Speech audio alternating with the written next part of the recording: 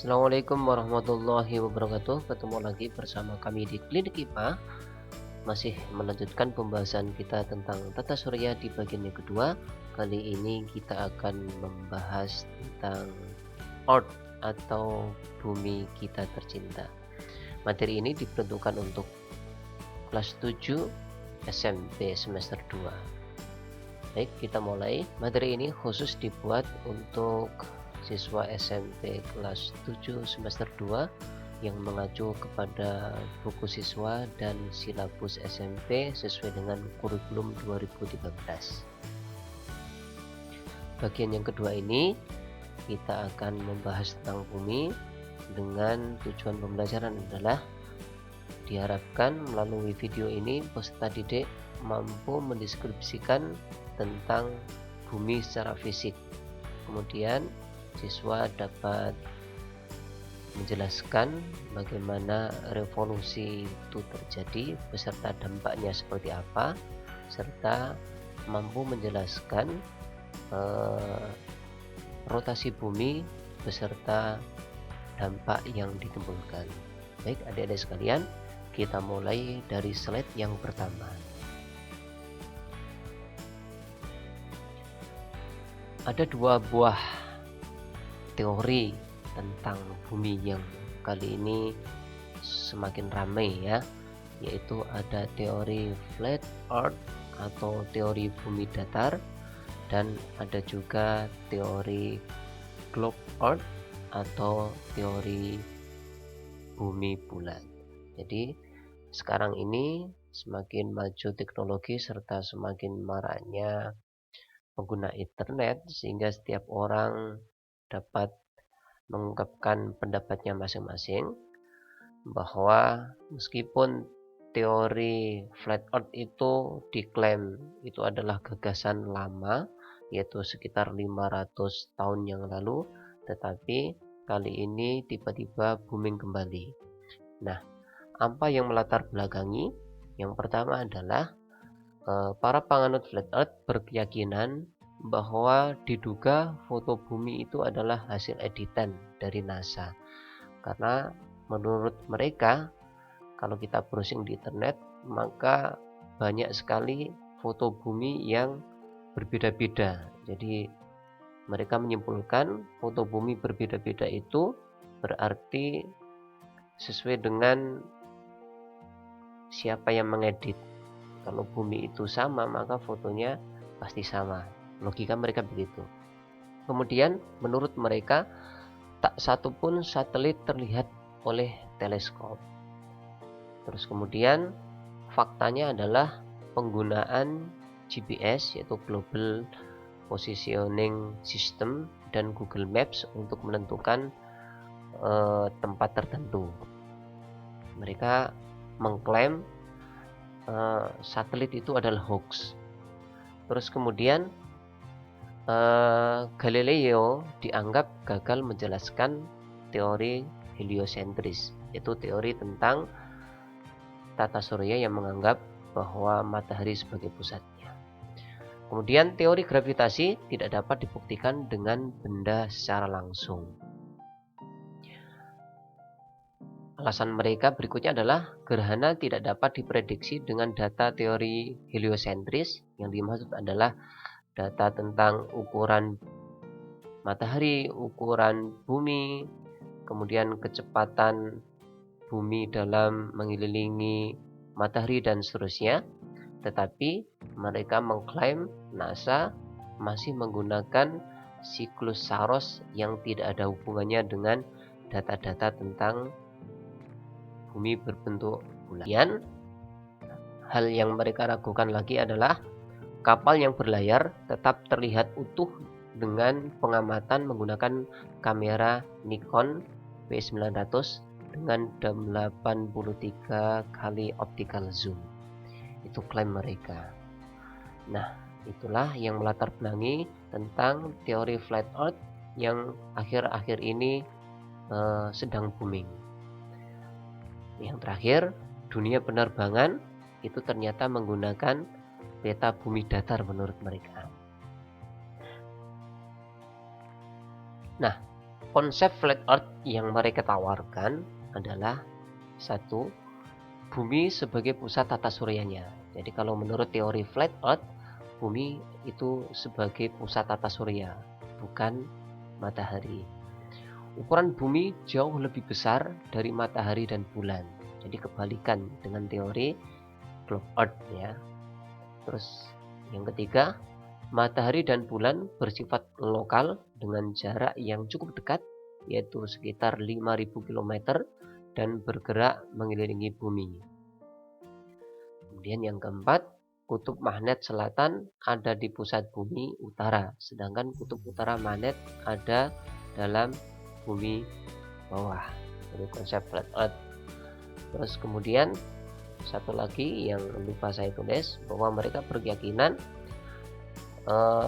bumi itu dikelilingi oleh tembok es yang sangat tebal. Inilah yang menyebabkan air itu tidak tumpah. Nah, itu teori adik-adik ya. Jadi teori itu bersifat tidak mutlak kebenarannya, sehingga memungkinkan masih bisa berkembang. Nah, kita tinggalkan teori tentang flat earth ya. Nah, sekarang kita akan mempelajari tentang teori globe earth atau teori berbentuk bulat, karena teori inilah yang diyakini oleh orang mayoritas sampai saat ini dan dianggap itulah yang benar, sehingga semua buku mata pelajaran mulai dari SD sampai ke perguruan tinggi di seluruh dunia mengacu kepada teori bentuk bumi bulat. Nah, teori yang diyakini kebenarannya saat ini adalah teori globe earth. Kenapa? Karena didukung oleh NASA yang berteknologi tinggi dengan menggunakan satelit yang canggih-canggih. Mereka mengklaim dengan menggunakan satelit itu maka mampu mengamati bentuk bumi dan benda-benda langit lainnya secara langsung. Kemudian teori ini juga mampu menjelaskan fenomena alam seperti pergantian siang dan malam, pergantian musim, adanya fase-fase bulan, dan terjadinya gerhana matahari maupun gerhana bulan. Kemudian didukung oleh teori gravitasi. Jadi teori gravitasi inilah yang menurut mereka penganut teori globe earth yang menyebabkan semua benda yang berada di permukaan bumi itu selalu jatuh menuju bumi. Terutama adalah mampu menahan air untuk tidak tumpah. Itu karena disebabkan oleh adanya teori tentang gravitasi bumi. Nah, konsep teori globe earth yang pertama adalah matahari sebagai pusat tata surya. Seperti yang kita pelajari pada pertemuan sebelumnya, maka konsep globe earth ini terkait dengan teori heliosentris, yaitu matahari sebagai pusat tata suryanya. Bumi bergerak mengelilingi. Nah, konsekuensinya ukuran matahari itu jauh lebih besar daripada ukuran bumi dan bulan. Sekitar 400 kali lebih besar dibandingkan dengan bumi. Semua planet berevolusi, maksudnya adalah bergerak mengelilingi matahari, kemudian dia juga melakukan gerak rotasi, artinya dia bergerak berputar mengelilingi sumbunya. Kutub magnet selatan ada di kutub utara bumi, sedangkan kutub utara magnet berada di kutub selatan. Kemudian bumi memiliki gaya gravitasi yang mampu menahan air, seperti yang kita bahas sebelumnya tadi ya. Inilah konsep dari teori globe earth. Nah, baik adik-adik, kita lanjutkan. Kita akan mengenal lebih dalam tentang bumi kita tercinta ini. Nah, perhatikan gambar yang ada di depan layar monitor adik-adik sekalian. Nah, menurut NASA, bumi itu memiliki jari-jari sekitar 6.371 km, atau kalau diameternya berarti dikalikan 2 sekitar 12.742 km. Sedangkan radius khatulistiwanya itu agak lebih besar, yaitu 6.378,1 km. Sedangkan radius kutub adalah lebih kecil, yaitu 6.356,8 km. Nah, pertanyaannya adalah kenapa terjadi perbedaan radius di khatulistiwa dan di kutub? Itu karena pengaruh dari rotasi bumi. Dengan rotasi bumi yang cukup kencang, ini mengakibatkan adanya pengembangan di daerah khatulistiwa dan terjadi pemepatan di daerah kutub-kutubnya, sehingga radius kutub menjadi lebih kecil sedikit, yaitu sekitar selisih kepepatannya adalah 0,003358.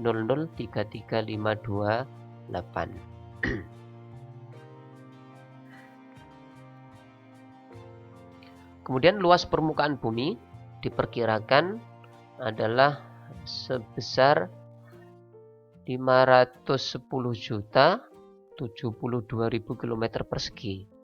Sedangkan daratannya itu sekitar 30%, sedangkan perairannya sekitar 70%. Volumenya sekitar 1,08321 kali 10 pangkat 12 km kubik. Sedangkan massa bumi diperkirakan 5,97219 kali 10 pangkat 24 kg. Nah, adik-adik sekalian, jadi angka-angka ini adalah angka-angka perkiraan ya. Ini hasil perhitungan dengan melihat data-data yang lain serta diambil dari peristiwa alam. Kemudian massa jenis rata-rata sekitar 5,515 gram per cm kubik. Gravitasi permukaan yaitu sekitar 9,780321 meter per sekon kuadrat, yang dalam kasus pembelajaran kita sering dibulatkan menjadi angka 10 meter per sekon kuadrat. Nah, baik adik-adik, sekarang kita perhatikan orbit bumi. Nah, perhatikan ilustrasi. Jadi ketika bumi itu sedang mengorbit, dia melakukan dua gerakan sekaligus. Nah, dia juga mengorbit atau mengelilingi matahari dengan bentuk lintasan yang seperti telur ayam ya, yaitu berbentuk elips. Tetapi dia juga melakukan gerak rotasi, yaitu gerak berputar terhadap sumbunya. Nah, karena lintasan orbit bumi itu berbentuk elips, maka ada titik terjauh, juga ada titik terdekat. Titik terjauhnya disebut dengan titik aphelion, seperti yang ada di layar, sedangkan titik dekatnya disebut titik perihelion. Kalian perhatikan arah revolusi itu berlawanan dengan arah jarum jam. Kecepatan revolusi bumi juga berubah-ubah. Ketika berada di titik terdekat dengan matahari, maka revolusi atau pergerakan bumi lebih cepat, sedangkan ketika berada di titik terjauh, pergerakannya lebih lambat. Tapi prinsipnya sesuai dengan hukum Kepler 1, maka luasan yang disapu setiap saat adalah sama. Ini adalah pengaruh dari gravitasi kedua benda ini, yaitu bumi dan matahari. Sedangkan kecepatan revolusi diperkirakan adalah sekitar 108.000 km per jam atau 30 km per detik. Yang satu kali putaran itu lamanya sama dengan 365/4 hari. Inilah yang dimaksud dengan 1 tahun. Jadi satu kali putaran revolusi itu bumi telah berotasi sebanyak 365,25 hari. Nah, lebih detailnya diperlihatkan gambar berikut. Pada saat dia berada di titik perihelion, ini titik perihelion itu pada bulan Januari, kemudian bergerak melawan searah jarum jam persis di titik aphelion. Di sini adalah setengah putaran, sehingga di sini membutuhkan waktu selama 6 bulan, sehingga ketika dia berada di bulan Juli maka dia berada di posisi aphelion. Nah, begitu seterusnya. Kemudian ketika bergerak lagi, maka di titik ini diperkirakan berada di bulan September. Kemudian ketika 3 bulan berikutnya itu dia akan sudah mendekati titik asalnya, yaitu titik perihelion di bulan Desember. Nah, fakta revolusi diperkirakan berbentuk seperti ini ya. Maka apa akibatnya? Nah, inilah akibat revolusi yang dilakukan oleh bumi. Yang pertama adalah adanya gerak semu tahunan matahari. Jadi matahari tempat terbitnya itu berbeda-beda. Kadang berada di utara, di tengah, atau bahkan kadang di selatan. Ini adalah akibat dari revolusi bumi. Kemudian adanya perbedaan lamanya siang dan malam. Jadi kadang antara malam dan siang itu tidak sama persis, dibagi menjadi 2, yaitu siangnya 12 jam, malamnya 12 jam. Tidak ya, tetapi terkadang malam lebih panjang daripada siangnya, atau sebaliknya siangnya lebih panjang daripada malamnya. Ini adalah pengaruh dari revolusi bumi. Kemudian akibat yang ketiga adalah adanya pergantian musim. Kalian perhatikan gambar yang ada di layar ini. Nah, kita mulai dari posisi yang pertama, yaitu pada bulan Juni. Nah, di sini musim panas mulai di belahan bumi utara, siangnya lebih panjang. Kemudian musim dingin di daerah selatan, siangnya lebih pendek. Jadi selalu berlawanan ya. Terus kemudian pada posisi 23 September, maka musim gugur mulai di belahan bumi utara, sedangkan musim semi mulai di belahan bumi selatan. Siang dan malam relatif sama di bulan September ini. 3 bulan berikutnya yaitu berada di posisi 3, yaitu di bulan Desember. Di sini musim dingin mulai di belahan bumi utara, siangnya lebih pendek, sedangkan di belahan selatan terjadi musim panas dan siangnya lebih panjang. Terus kemudian 3 bulan berikutnya berada di posisi 4, yaitu sekitar 21 Maret. Ini musim semi mulai di belahan bumi utara, sedangkan di belahan bumi selatan akan terjadi musim gugur. Siang dan malam sama panjangnya untuk di sini ya. Jadi ketika berada di bulan Maret dan September ini ya, pada gambar adalah atas dan bawah, ini itu siang dan malamnya sama. Tetapi kalau di bagian ini ya, di titik aphelion dan perihelion, itu siang dan malamnya berbeda. Selanjutnya tentang rotasi bumi. Sesuai yang sudah kita pelajari sebelumnya, bahwa bumi itu berputar terhadap sumbunya dengan kemiringan sekitar 23,5 derajat bintang selatan. Nah, diperkirakan kecepatan rotasi bumi sekitar 1669,97 km per jam. Yang arah rotasinya adalah dari barat ke timur. Inilah yang menyebabkan matahari itu seolah terbit dari timur dan tenggelam di barat.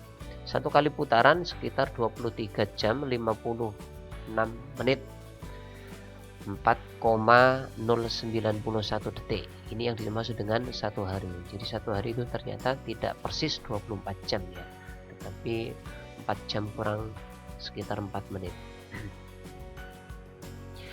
Nah, dampaknya adalah terjadinya gerak semu harian matahari, yaitu terbit dari timur dan tenggelam di barat. Kemudian adanya perbedaan waktu, seperti di Indonesia itu dibagi menjadi 3, waktu Indonesia Timur, waktu Indonesia Tengah, dan waktu Indonesia Barat. Diperkirakan setiap 1 jam selisih derajatnya sekitar 15 derajat.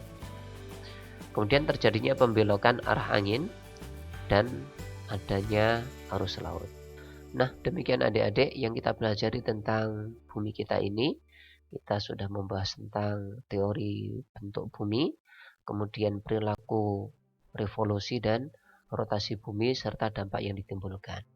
Nah, untuk memperdalam materi ini, maka jawablah beberapa soal yang sudah disiapkan di slide ini. Yang pertama adalah deskripsikanlah fisik bumi maupun perilaku bumi menurut teori globe earth. Yang kedua, apa yang dimaksud dengan revolusi bumi dan apa akibatnya?